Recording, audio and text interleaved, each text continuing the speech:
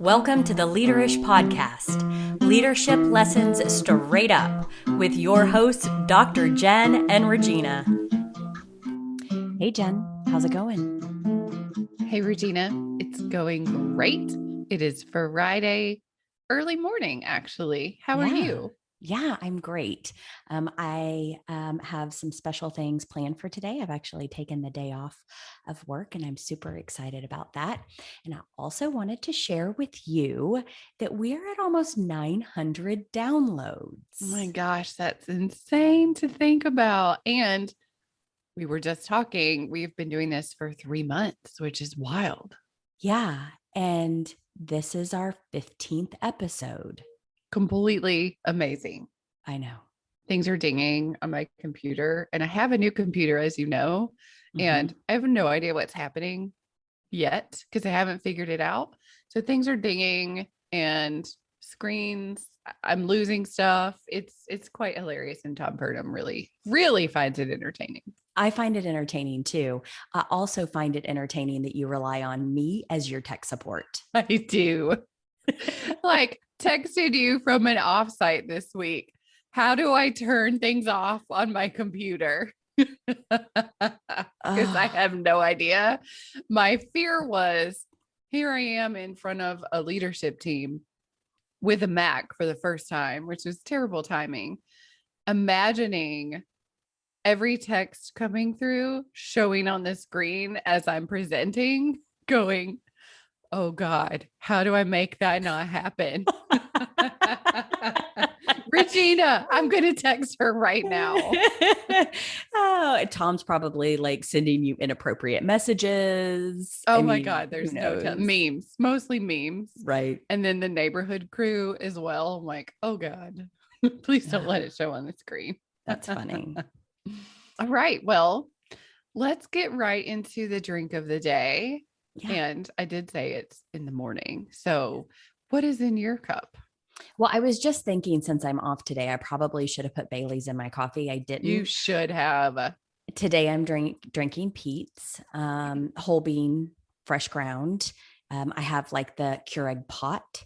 And so I brew small pots of coffee with my Keurig, and I have half and half and Splenda in it. And it's quite delicious. What are you drinking, Jen? Sounds delicious. I have my emotional support Starbies today. Is it the flat white that you were talking about that you have no idea what's in it? Yes, I love it so much. But you have no idea what's in it. Well, it's funny because I guess a flat white is not like a super normal coffee drink. So whenever I'm around people, they're like, ooh, a flat white, what's that? And I'm like, I have no idea, but it's so good. I think it's a latte with either maybe less milk or more milk. I'm unsure, but it is so good. And it's venti, so it's very large. Well done. Yes. So what are we talking about today, Jen? You know, we are talking about something we have been thinking about adding an episode about for a while, and that is executive presence. Mm-hmm. And I'll just share with you, we haven't talked about this much, so I don't know if you find this to be true, but when I do like talent conversations with leadership teams in the past and now, executive presence is something that comes up pretty frequently. All the time. Yeah, it does. And even for myself. And so the interesting thing though, is that if you try, it's not like tangible. So what the heck is it? Like, Regina, how would you define executive presence? Yeah, I've struggled with this as well. Same reason, being in talent conversations, we're talking about how people can develop, and somebody's like, oh, they really could develop their executive presence. I'm like, well, what even is that? Right. Like how do we even develop something that is so obscure and actually means nothing? Because if you look at 10 different executives, they're all different.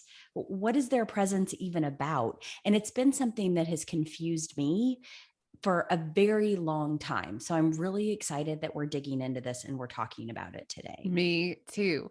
And the interesting thing is that even though it doesn't feel tangible, You can definitely identify when someone does have it or Yeah. clearly when they don't. Yeah. What's that even all about? Like It's I so can be like, oh, strange. she really has executive presence, or she doesn't have much executive presence. But it's hard for me to identify the behaviors that either create executive presence or take away from executive presence. Yes, I agree. And I have dug up something that I have pretty frequently relied on in the past, probably 8-ish years. So I went to an executive presence workshop in Atlanta 7 or 8 years ago. I'm like showing you my book, like anybody listening to this can also see it when I do that. And so the book is called Understanding Executive Presence and How to Make It Work for You. And it is by Paul Aldo, PhD. So Dr. Paul. When I attended the workshop, the thing I love the most about it is Paul's a PhD researcher. He has put a ton of research into what is executive presence, tangible words and phrases, and a really simple, actionable model. But there's tons of research behind it, much like Nice. StrengthsFinder, Yeah. super simple to understand, but based in thorough and solid research. So this is very similar. It's a Right. model. I love it. And anyone can understand. So I want to talk through it with you. I know I Nice. gave you a tiny preview, but we actually haven't talked about this at all. No. So he breaks executive presence down into three kind of categories: executive presence with ourselves. So, how we portray ourselves, executive presence in our messages. So, how are we coming across in writing, essentially, and executive presence in our relationships. And so, when you think about those three things, it breaks it down a little bit more Okay. and it helps you be a little bit targeted. Yeah, I like that. I like thinking about like how we show up, the messages that we give, and then how we build relationships and kind of that trifecta of creating presence. Because I think the first thing that I've noticed is that you can't have executive presence if you're missing one of them. So you might be, you know, really kind of ship shape with yourself, and your message may be very clear and purposeful. People may understand you well, but if you don't have the relationships, they won't receive it. Right. And Exactly. you could plug in any one of those as an example. And if one is missing, then you're limited. And I would assume that very few people are missing all of these. And I think as we talk about this, what we're going to find is that when we say people don't have executive presence, it's because they're missing one, maybe. Yeah, definitely. I love that you said the chip shape. Thank you. That made me smile. But it's true. And also, you can think of maybe famous leaders or people that appear to be beloved, and Mm-hmm. then you hear, "Oh, I heard that so and so is actually a jerk or an asshole or whatever."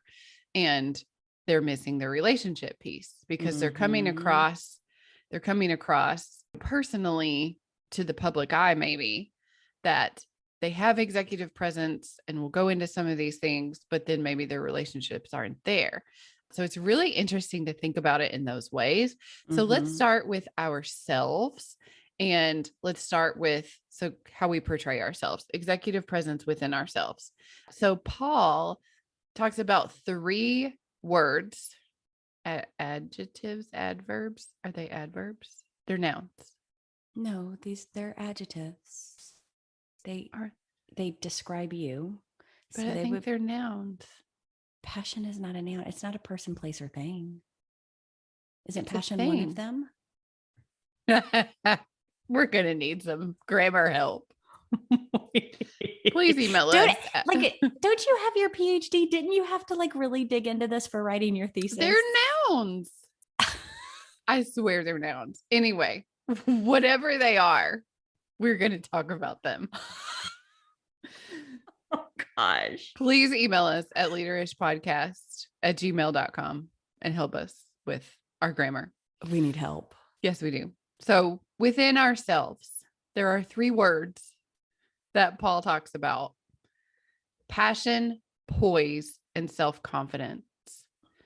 And I love these three because I think that depending on what your lens is and depending on where you're coming from, you could definitely use one of those words to describe executive presence, but I love the three: passion, poise, and self-confidence. Mm-hmm. And definitely the trifecta of executive presence kind of within ourselves. So when we think about someone that everyone might know, and you think about who is like the quintessential leader with executive presence from a movie or just out in the world. I'm struggling. Do you have an idea? I'm trying to think from like a TV show. Interesting. I mean, the first person that comes to mind is Rick Grimes from The Walking Dead, but I don't know if we need to go there. I love that. That's such a great example. Yes, we are talking about Rick Grimes the whole time. I don't know about this, Jen. Yes, we are. I love it. So Okay. Rick Grimes Mhm. has executive presence. He definitely has passion in the midst of the zombie apocalypse. That's right. And poise. I mean, he keeps it together, except for the few times where he loses it. But I think we need to give him some grace. Right. Yeah, I mean, I he did mean, have like a half a season where he like wallowed in a lot and of self-pity. he did, and he murdered a lot of people. Well, that's true. I don't know if I would call it murder, but killed. Okay. But he definitely had poise for the group. He was the leader of the group. That's right. Absolutely, with no doubt, until he was like taken by some helicopter. He definitely had self-confidence. Mm-hmm. And if you think of, and I mean, you can think of someone in your own life rather than, a leader in the zombie apocalypse. I love those three. Passion is, I'm bringing other people in. I'm getting other people excited about what I'm doing. Yeah. Poise is, how would you define poise? Poise is like being put together, even under stress and pressure. It's not melting down as Rick Grimes did for one season, right? It Yep. is remaining steadfast in your passion and your confidence. So like, I don't think that you can have poise without passion and confidence, right? It's being put together. Jen, it's being shipshape. It is being shipshape, especially in the zombie apocalypse. That's right. Can I do a coral? Thank you. Sorry, I couldn't help it. So, passion in our messages. Yeah. So, for our messages, Dr. Paul talks about executive presence as candor, clarity, and openness. And I love those as well because, again, it's so simple, but the words describe so much. Mm-hmm. The nouns. And I think, not nouns, I think that candor is really kind of being direct, not skirting the issue. It kind of goes back to having some courage. Candor and courage really go together very well. So it's having that direct message. And then I think openness is the ability to like receive feedback and to talk it through and even to change your mind if your message isn't what the people need at that moment. I think of it as being transparent as well. Oh, yeah, sure. Okay. So that goes both ways. It's about receiving, but also projecting out. Got it. Mm-hmm. Yeah. Yep, that's what I think of. Definitely. It's the clarity that I got to tell you, I struggle with the most. What do you mean? Well, I'm pretty passionate, as you know. Yes, we know this. And I think that sometimes when I am working through a message or I'm sharing a message, I don't think that I'm as clear, as maybe not as crisp and maybe not as compelling. I don't provide the context that I should quite often. I don't have a hook. I don't get the emotional draw into the message that I'm trying to share. It's like I miss a connection there in the clarity and I kind of jump from point to point without really solidifying them. And if you think about like a story and crafting a story, I don't know if I share the conflict well, right? one thing is straightforward. And I do think you are very straightforward in your communication. Yeah, I just don't know if I like put the plot together very well and really create the right action and climax because when you're messaging, telling a story in the form of an actual story is really important. Actually, I just took a class on this week, which is Really? why, yeah, it's super fresh in my brain. Our company has a storytelling class that I listened in on, and I took a ton of notes because I realized that this is an opportunity for me in creating that clarity and that compelling story. So it's something that I'm really working on, and I have to work really hard on it. It does not come naturally to me. That's interesting because I mean, I have received many of your messages over the years, and I would have said that you are clear. So interesting. Um, Candor as well. I love candor and openness. Clarity, we probably can all work on. And one thing they don't have here that I think I would add, Dr. Paul, if you're listening, is brevity and Mm, being concise. we get that all the time. Like that Yeah. is common feedback that we hear that someone needs to be concise. So I would add that here. Yeah. And maybe it fits under clarity, Hmm. messages that are crisp and compelling. Yeah. And maybe that concise and that crispness go Yeah. So together. maybe it fits there. But Yeah. candor, being truthful Hmm. and authentic. And then Hmm. openness is considering other viewpoints. And I think of transparency. But if so, the three words are relatively simple, Yeah. but crafting a message with all of those, and I think I said written early on, but it's any kind of message that you're delivering, whether it's a presentation, whether it's an email, or whether it's just one on one conversation where you're delivering an important message. Actually, crafting a message that has candor, clarity, and openness Hmm. really not that easy because especially when you're busy and your head's down and you just really want to get it out there, you may forget the candor and the openness and the person about the person receiving the message altogether Right. and just go for here's the thing.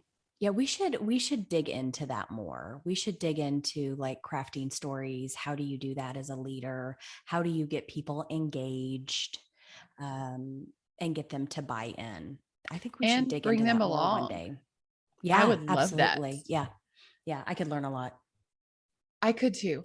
And again, that's a very common request Mhm. for leaders Yep. is how do I craft a compelling story that brings others along while using data in the right way, context, but not too much. So that would be great. You can easily think about these three for Yeah. your messages: candor, clarity, and openness. And you can kind of think about which one of these do I need to improve upon? Which one or more of these am I generally pretty good at? And these come natural to people as well. Mhm. You can learn them, but they also come natural. So just think about that for yourself. Awesome. So in our relationships, I love these because when I think about executive presence, it's not what immediately comes to my mind. But again, remember, this is based on research of many, many, many leaders. So Dr. Paul shares that in our relationships, the three things that are important to have for executive presence: sincerity. I also think of authenticity, Mhm. be yourself, be Yeah. genuine, be honest, and listen. So thoughtfulness is the second one. Mhm. And really showing interest in and concern for others beyond the work at hand, or being thoughtful in working together and collaborating. But I love the showing care and concern for others. I think that's great. And then warmth, which is not something that I always think of at all for executive No. presence. Yeah, because you think of a lot of executives as being very cold. But I love this definition of executive presence because it does have warmth. And that just simply means being approachable and being pleasant or personable. And that's so important for a leader. Yeah. And we don't ever highlight that as being important.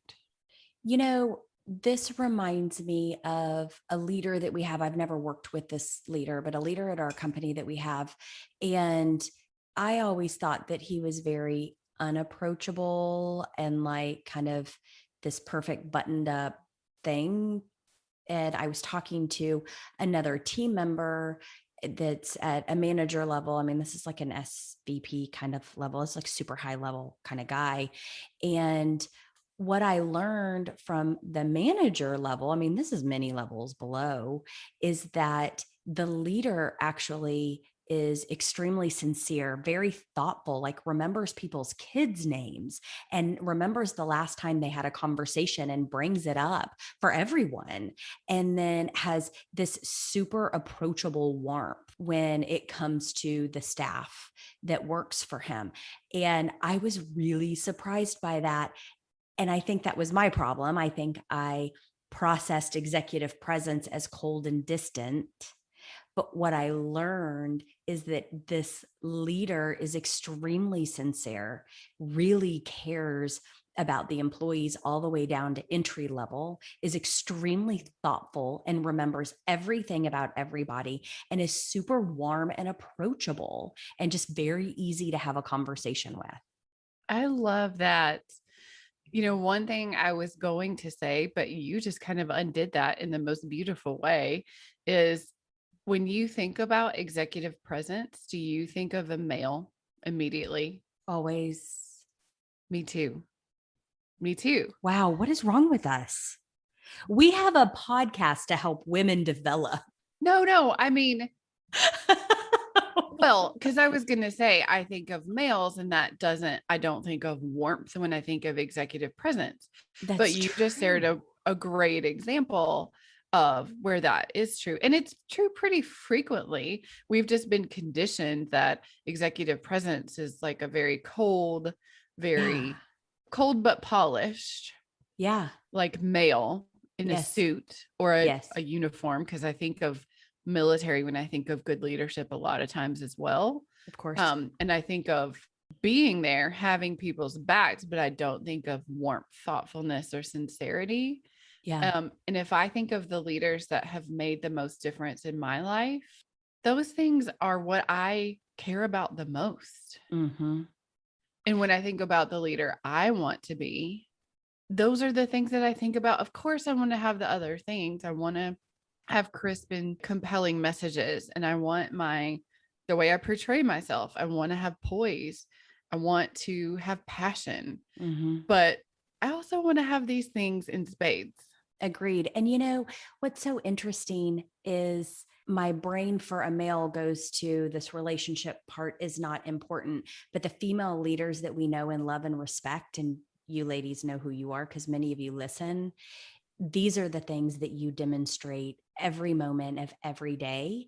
And it is what draws us in and what gives us passion and feeds us to help other women grow into the image that we see you in. 100%. So well Mm-hmm. said. And actually, I was thinking of some of those women as we were talking about these Yeah. particular words: sincerity, thoughtfulness, and warmth. So I 100% aspire to be like them in those things as well, because sometimes that's what makes them unique and why people love them. Right.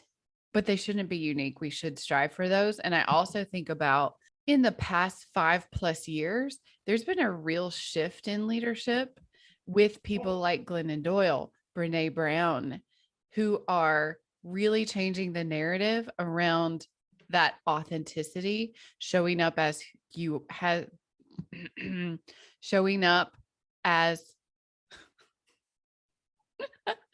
Regina, what am I trying to say? And you can't cut this out either because it's funny. Showing up as who you are, I think is what I'm trying to say. Maybe bringing your whole self. Thank you. Let's go with that for the love Okay. of God. That's But that's our company's favorite. Bring your whole self to work, right? yes. And so with the shift in vulnerability from Brene Brown and just the way Glennon Doyle shows up as who she is in every situation. I think that's really changed the narrative in what people appreciate about leadership and allows other leaders to do the same thing and show up a bit more raw than polished. So that's interesting about the poise, because the definition of what we think about poise, I think, has changed a little bit. Agreed. Agreed. So, Jen, what's one thing that we can do within the next 24 hours? Like if you would, if you could pick out one thing for everyone to do, what would you say that would be?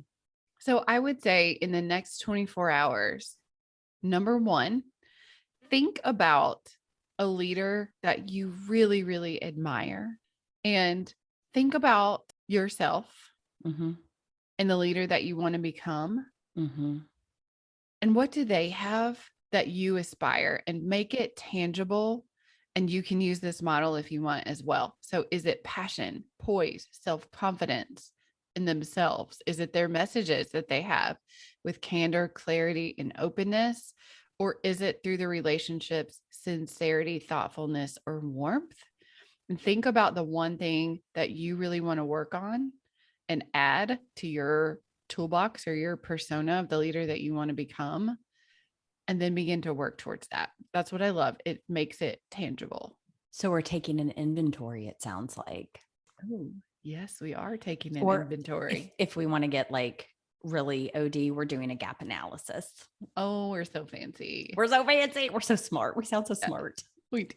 And if you want more information on this to be able to look at this model, you can go to executivepresence.com, where Dr. Paul Aldo, you can get his book, you can reach out to him, you can go to the course yourself, but you can see the model and play around with it and learn a little more about it if you want to work towards one of those nouns.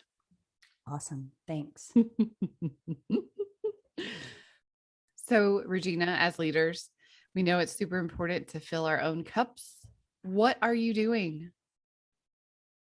Well, in just a few minutes, I am going to start my craft afternoon with a friend of mine. The kids are at summer camp and we are going to do crafting together, and I'm excited about that.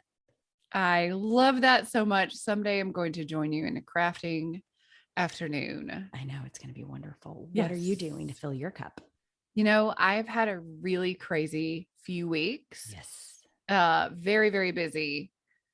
And so I'm going to do nothing. And that makes me really happy. Maybe get together with the neighbors tomorrow for a little bit, but I'm not doing a thing and I'm thrilled about it. That's wonderful. It Well, is congratulations. Pajama weekend, maybe. Oh my gosh, that sounds lovely. Mm. All right, Jen, how can our listeners contact us?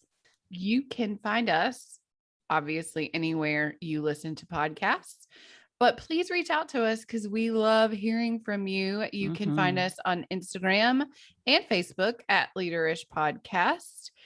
You can find our link tree and you can sign up for our newsletter as well. Once we get enough people signed up, we'll actually send one. Yeah, we And only have one person, I think, right now. So please sign up so we can start sending it. I think we have two whole people. Oh my gosh, we've doubled. I know. That's Look at us grow. Yeah. Someday we're also going to have a website, you know, when we have like time to Google, how do you create a website? Right.